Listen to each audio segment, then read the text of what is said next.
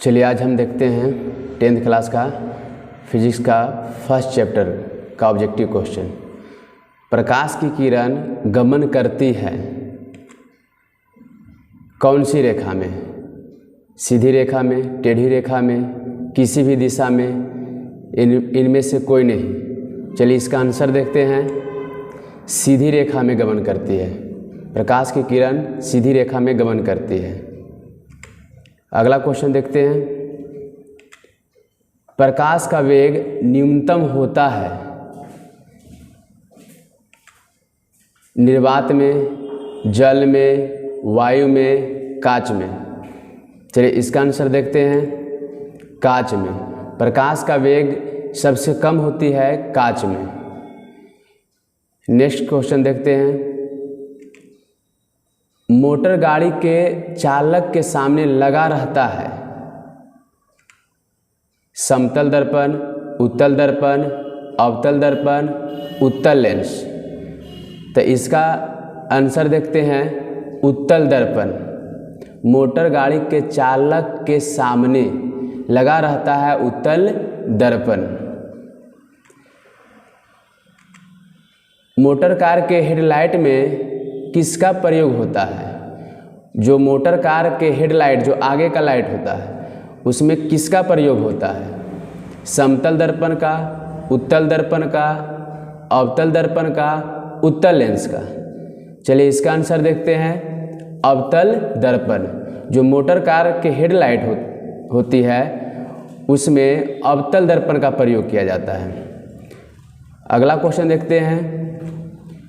समतल दर्पण द्वारा बना प्रतिबिंब कैसा होता है?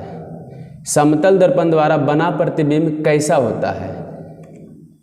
वास्तविक, काल्पनिक, दोनों, इनमें से कोई नहीं। इसका आंसर काल्पनिक होता है। मतलब समतल दर्पण द्वारा बना प्रतिबिंब काल्पनिक होता है। मतलब सिर्फ काल्पनिक कल्पना किया जाता है उसमें। अगला क्वेश्चन देखते हैं। लेंस की क्षमता का एसआई मात्रक क्या होता है? परीक्षा के हिसाब से ये बहुत इम्पोर्टेंट क्वेश्चन माना जाता है इसको। इसका आंसर देखते हैं। Dioptre, lumen, lux, angstrom.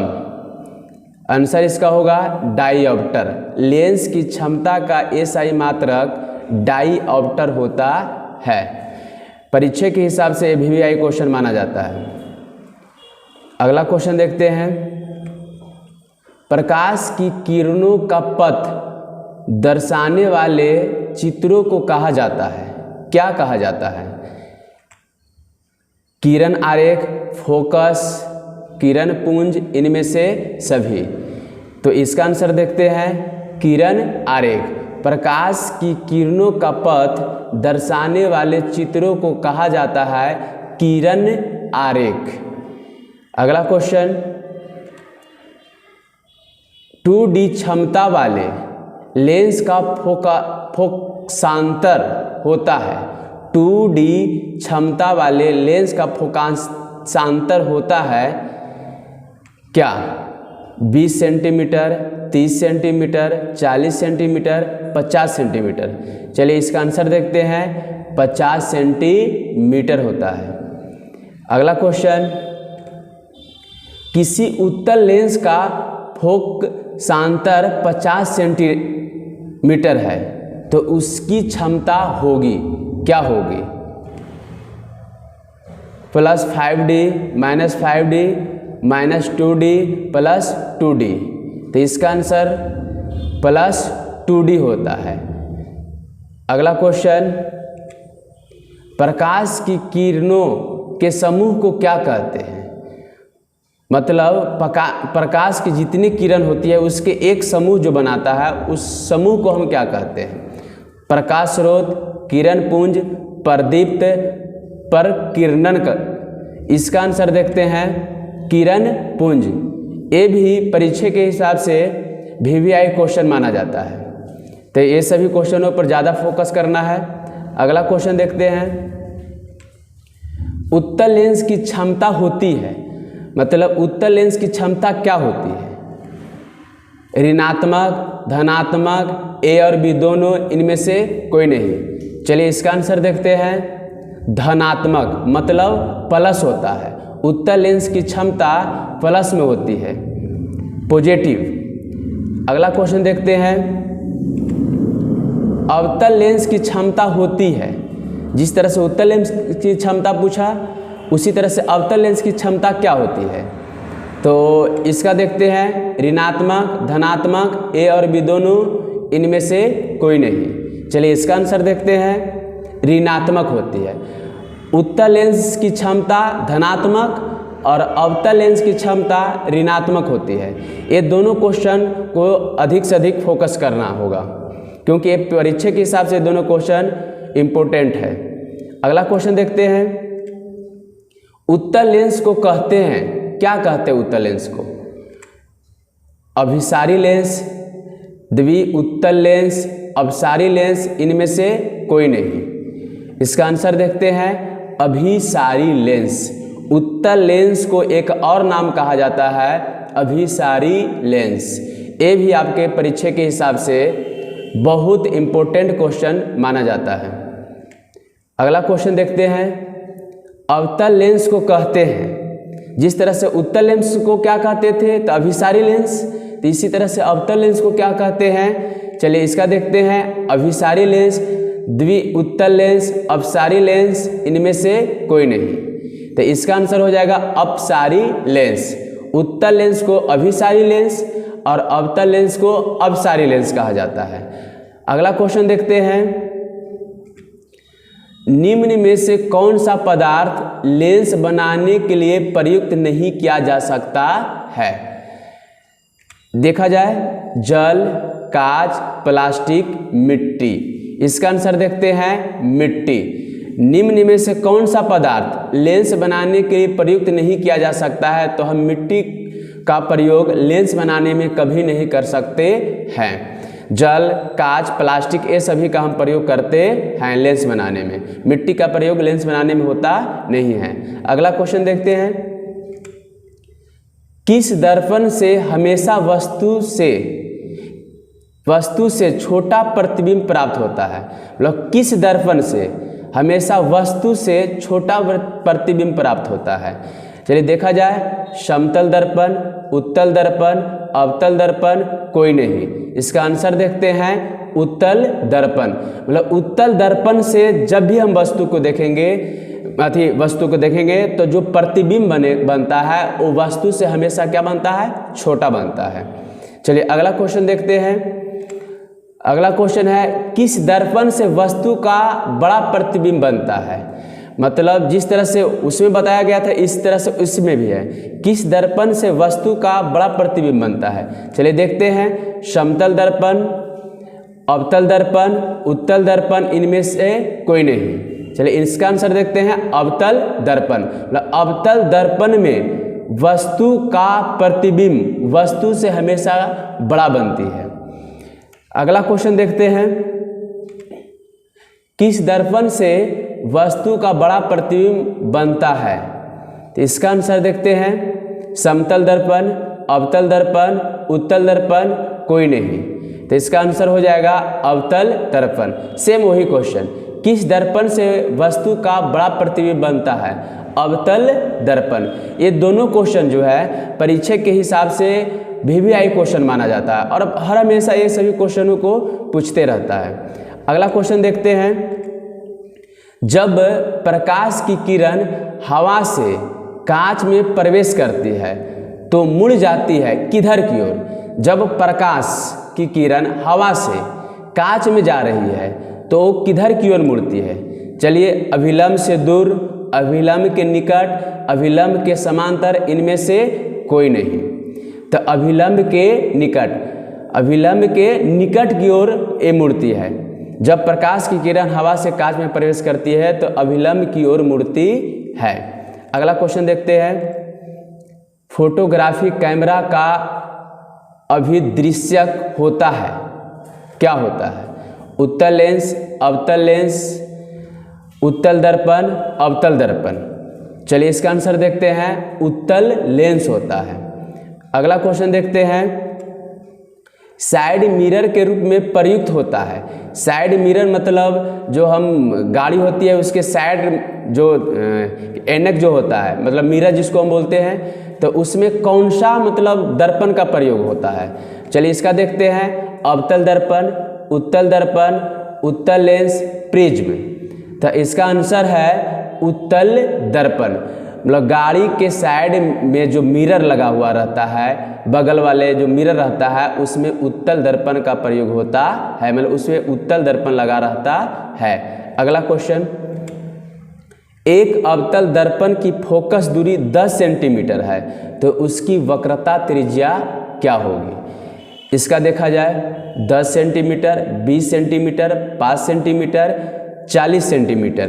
तो इसका आंसर है 20 सेंटीमीटर। एक अवतल दर्पण की फोकस दूरी 10 सेंटीमीटर है तो उसकी वक्रता त्रिज्या होगी 20 सेंटीमीटर। चलिए अगला क्वेश्चन देखते हैं। निर्गत किरण एवं अभिलंब के बीच के कोण को क्या कहते हैं। निर्गत किरण एवं अभिलंब के बीच को कोण को क्या कहते हैं। आपतन कोण, परावर्तन कोण, निर्गत कोण, इनमें से कोई नहीं। इसका आंसर हो जाएगा निर्गत कोण। मतलब निर्गत किरण और अभिलंब जो बीच वाली लाइन होती है उसके बीच का कोण क्या होता है, निर्गत कोण होता है। मतलब आंसर आपका निर्गत किरण और अभिलंब के बीच था निर्गत कोण, आपका सेम आंसर इसमें मिल रहा है। अगला क्वेश्चन देखते हैं। सरल सूक्ष्मदर्शी में किसका उपयोग होता है। सरल सूक्ष्मदर्शी में किसका उपयोग होता है। चलिए इसका आंसर देखते हैं। अवतल दर्पण, उत्तल दर्पण, अवतल लेंस, उत्तल लेंस।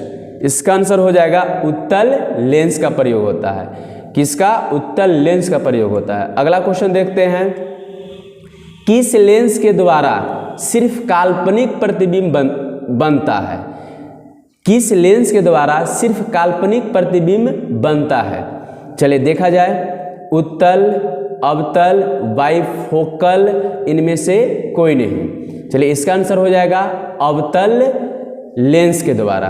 अवतल लेंस के द्वारा हमेशा काल्पनिक प्रतिबिंब ही बनता है। चलिए अगला क्वेश्चन देखते हैं। हाँ, प्रवर्तन के नियम से निर्धारित होता है क्या। प्रवर्तन के नियम से निर्धारित क्या होता है।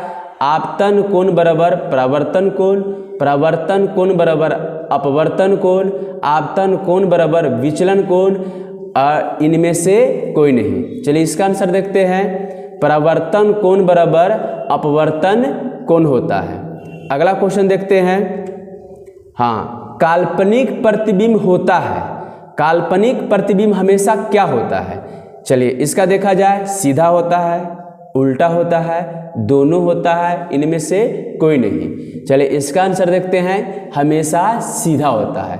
काल्पनिक प्रतिबिंब जब भी बनता है तो हमेशा किस डायरेक्शन में, तो सीधे दिशा में बनता है, सीधा हमेशा रहता है। चलिए अगला क्वेश्चन देखते हैं। हाँ, अगला क्वेश्चन है। लेंस में मुख्य फोकस की संख्या कितनी होती है। लेंस जो होती है उसमें मुख्य फोकस की संख्या कितनी होती है।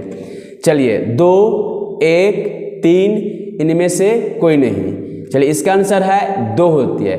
लेंस में मुख्य फोकस की संख्या 2 होती है। कितनी होती है, 2 होती है। अगला क्वेश्चन देखते हैं। अगला क्वेश्चन है। सर्च लाइट का परावर्तक सतह होता है, कैसा होता है। सर्च लाइट का परावर्तक सतह कैसा होता है। चलिए देखा जाए। उत्तल, अवतल, समतल, कोई नहीं। मतलब किसका होता है सर्च लाइट का परावर्तक सतह किसका रहता है। उत्तल का, अवतल का, समतल का, इनमें से कोई नहीं। चलिए देखा जाए। अवतल का होता है। जो सर्च लाइट का परावर्तक सतह होती है वो अवतल का होता है। चलिए अगला क्वेश्चन देखते हैं।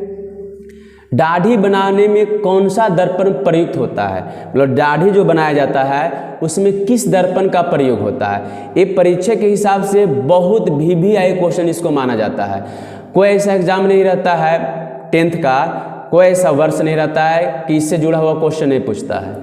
चलिए इसका देखते हैं। समतल, उत्तल, अवतल, कोई नहीं। मतलब कौन सा दर्पण होता है।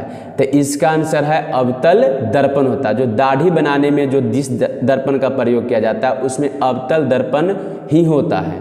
चलिए अगला क्वेश्चन देखते हैं। उसके बाद एक उत्तल लेंस की क्षमता 1 डायोप्टर है, तो उस लेंस की फोकस दूरी क्या होगी?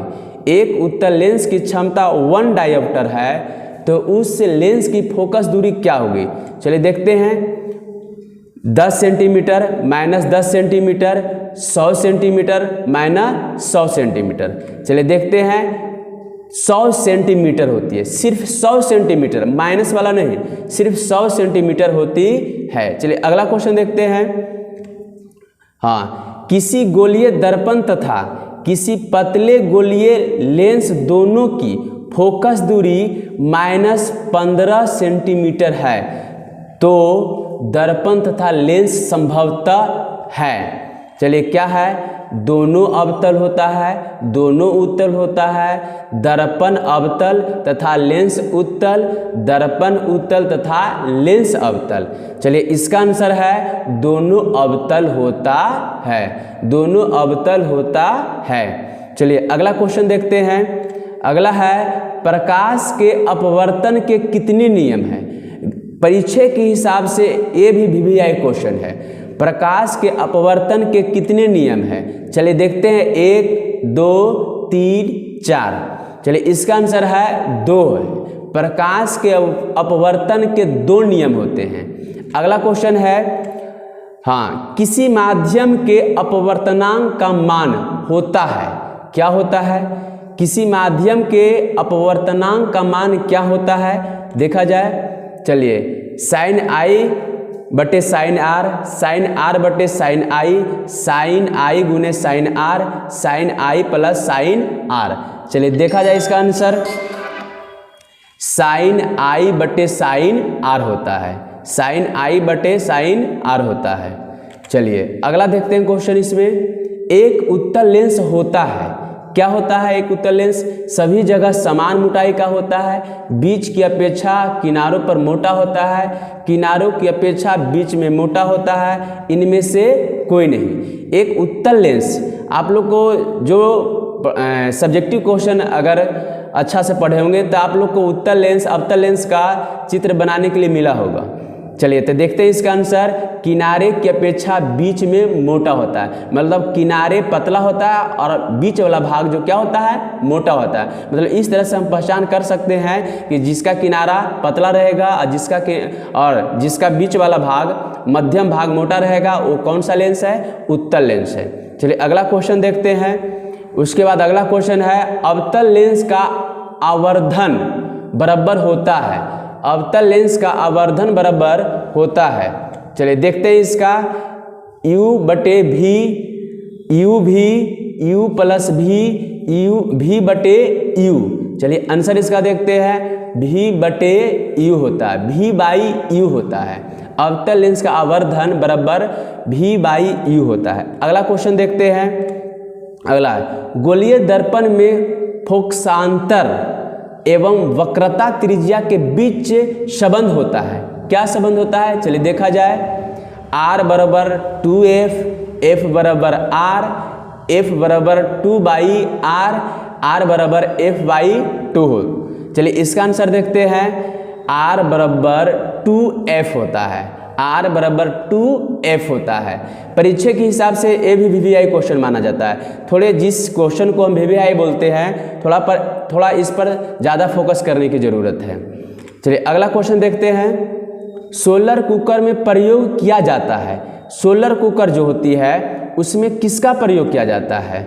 अवतल दर्पण का, उत्तल दर्पण का, समतल दर्पण का, उत्तल तथा अवतल दर्पण दोनों का।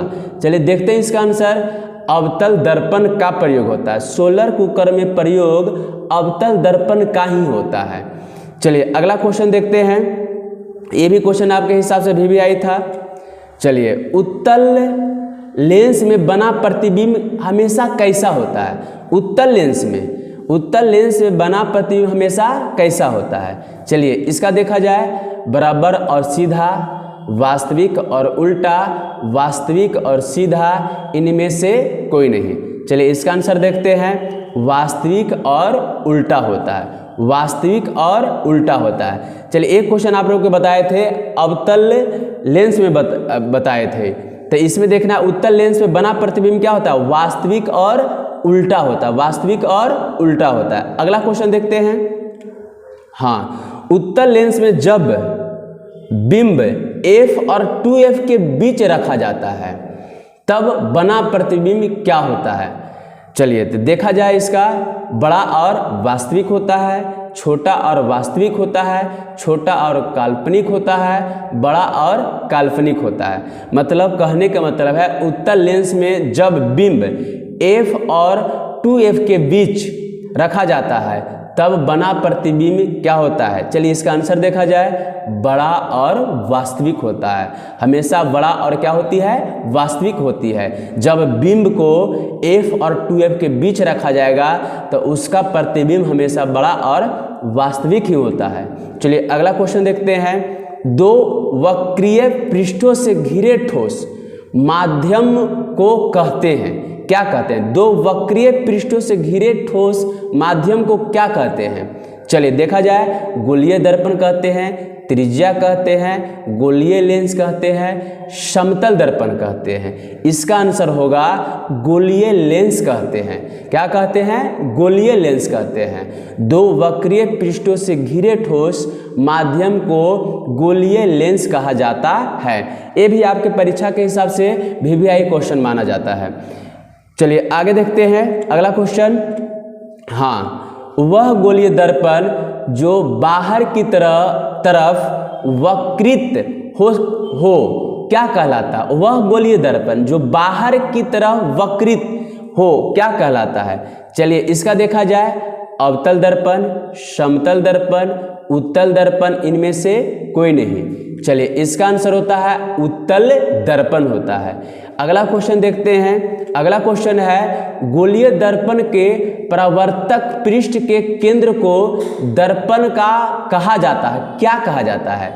चलिए इसका देखा जाए, मध्य कहा जाता है, ध्रुव कहा जाता है, गोलार्ध कहा जाता है, अक्ष कहा जाता है। चलिए इसका आंसर है ध्रुव कहा जाता है, मतलब ध्रुव मतलब केंद्र कहा जाता है। चलिए अगला क्वेश्चन देखते हैं। अगला क्वेश्चन है, किसी लेंस द्वारा उत्पन्न आवर्धन का SI मात्रक क्या होता है। किसी लेंस द्वारा उत्पन्न आवर्धन का SI मात्रक क्या होता है। चलिए इसका देखा जाए, मीटर, सेंटीमीटर, फिर mm या मिलीमीटर भी कह सकते हैं, फिर मात्रक विहीन होता है। चलिए देखा जाए, मात्रक विहीन होता है, मतलब किसी लेंस द्वारा उत्पन्न आवर्धन का SI मात्रक मात्रक विहीन होता है, कोई मात्रक होता नहीं है। अगला क्वेश्चन देखते हैं। अगला क्वेश्चन है, लेंस के केंद्रीय बिंदु को क्या कहते हैं। लेंस के केंद्रीय बिंदु को क्या कहते हैं। चलिए देखा जाए, इसमें वक्रता केंद्र कहते हैं, प्रकाशिक केंद्र कहते हैं, द्वारक केंद्र कहते हैं, अक्ष केंद्र कहते हैं। चलिए ये भी आपके परीक्षा के हिसाब से VVI क्वेश्चन है। जिस क्वेश्चन को VVI बोलते हैं उस पर थोड़ा सा ज़्यादा करके फोकस देने की ज़रूरत है।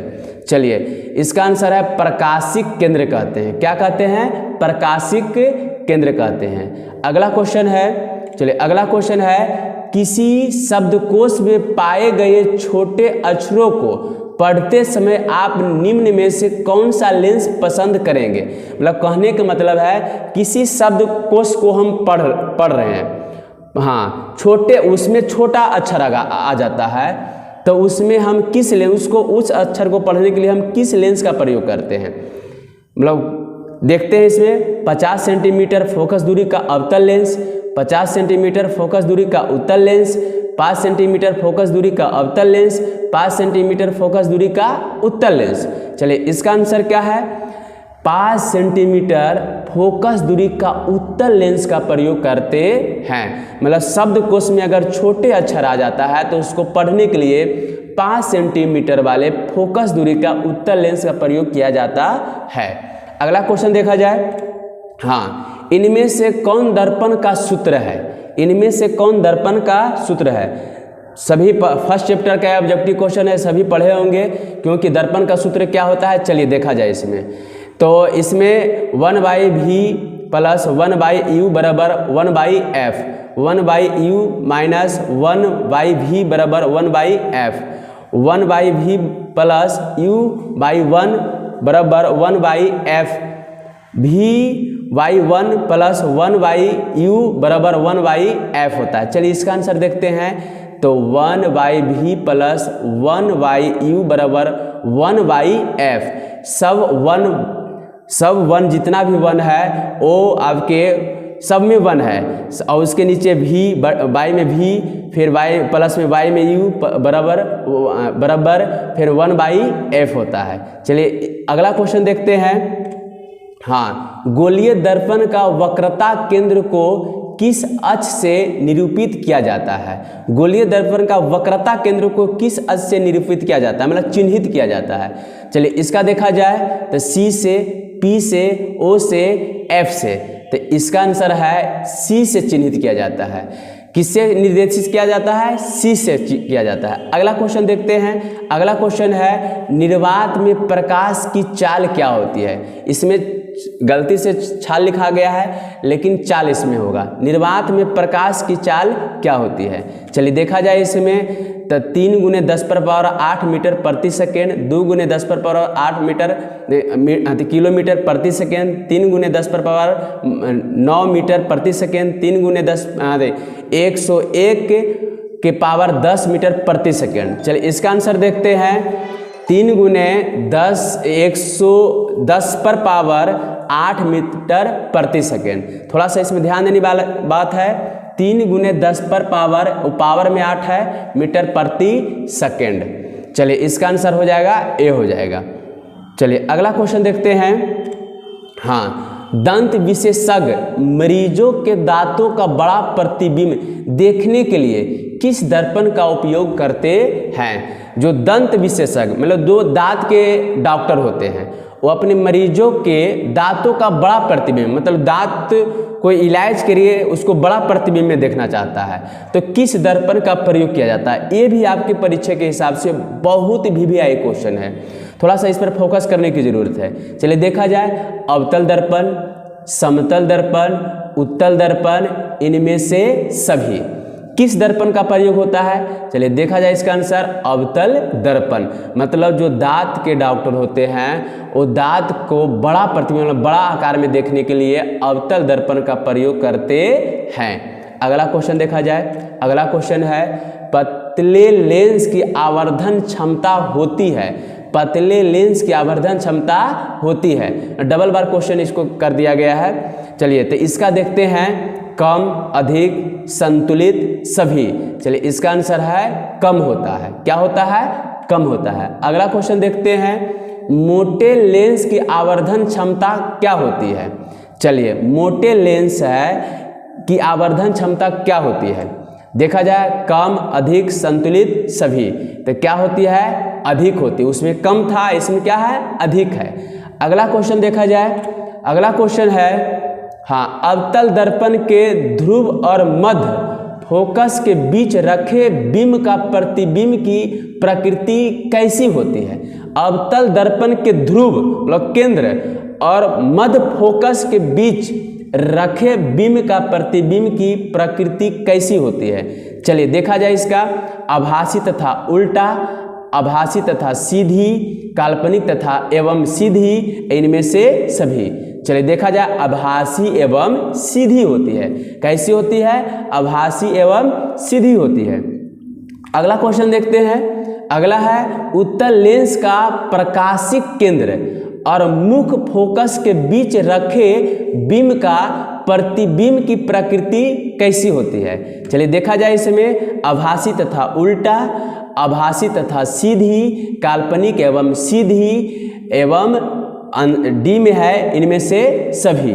चलिए इसका आंसर है आभासी एवं सीधी होती है। कैसी होती है? आभासी एवं सीधी होती है। अगला क्वेश्चन है, चलिए, अवतल दर्पण के मुख्य फोकस पर रखे बिंब का प्रतिबिंब की स्थिति कैसी होती है? चलिए देखा जाए, वक्रता केंद्र पर, मध्य बिंदु पर, अनंत पर, सभी पर। तो किस पर होती है? अनंत पर होती है। किस पर होती है? अनंत पर होती है। अगला क्वेश्चन देखते हैं। अगला क्वेश्चन है, उत्तल लेंस के मुख्य फोकस पर रखे प्रतिबिंब की स्थिति कैसी होती है? उत्तल लेंस के मुख्य फोकस पर रखे प्रतिबिंब की स्थिति कैसी होती है? चलिए इसका आंसर देखते हैं। वक्रता केंद्र पर, फोकस एवं वक्रता केंद्र के बीच, अनंत पर, ध्रुव एवं वक्रता केंद्र के बीच। तो इसका आंसर है अनंत पर, अनंत पर। अगला क्वेश्चन देखते हैं। हाँ, अवतल लेंस के मुख्य फोकस पर रखे बीम का प्रतिबिंब की स्थिति क्या होती है? तो प्रतिबिंब की स्थिति क्या होती है? फोकस एवं वक्रता केंद्र के बीच, प्रकाशिक केंद्र और फोकस के बीच, ध्रुव एवं वक्रता के केंद्र के बीच, इनमें से कोई नहीं। चलिए इसका आंसर है प्रकाशिक केंद्र और फोकस के बीच। किसके बीच? प्रकाशिक केंद्र और फोकस के बीच।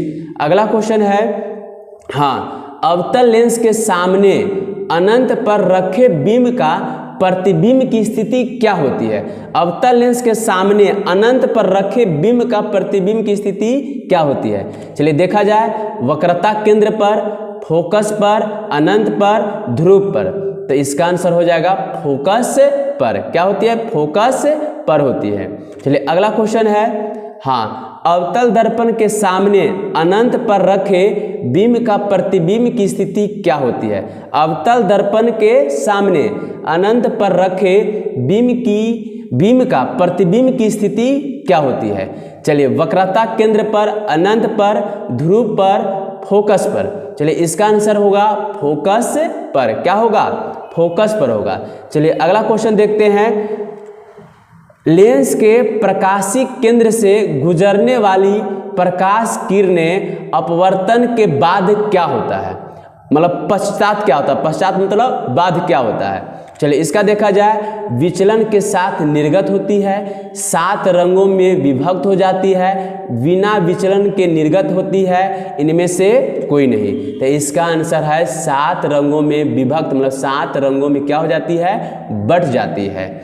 चलिए इसी के साथ आप इसमें जो क्वेश्चन को हम VVI बताए हैं उस पर ज़्यादा फोकस कीजिए, और इस टाइप से आपको और chapter by chapter objective question का हम सॉल्यूशन देते आएंगे।